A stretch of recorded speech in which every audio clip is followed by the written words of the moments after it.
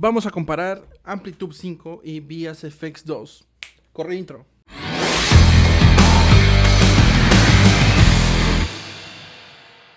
Pues vamos a comenzar con configuración limpia, ¿ok? Con un poquito de reverb y un poco de compresión, ¿ok? Y es todo. Vamos a comenzar.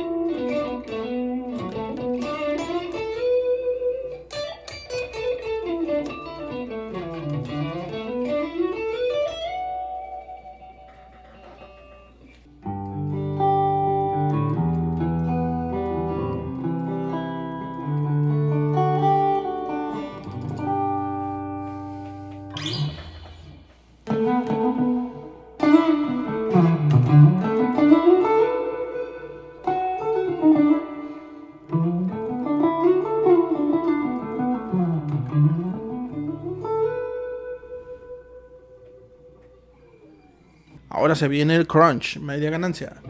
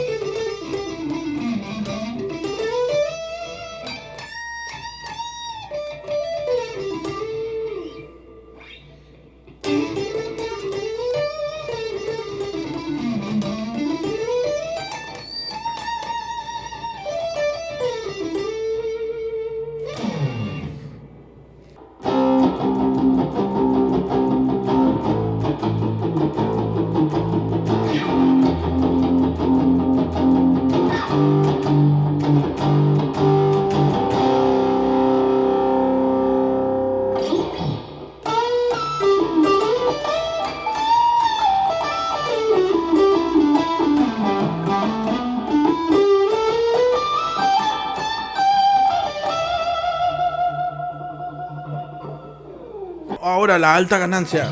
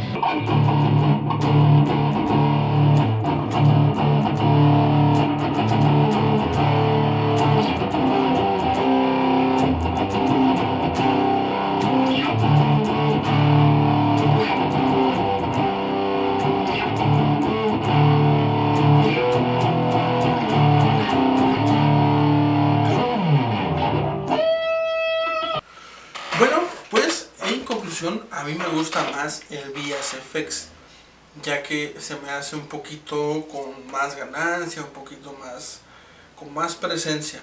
Es una opinión muy subjetiva porque a ti puede gustarte más el Amplitude.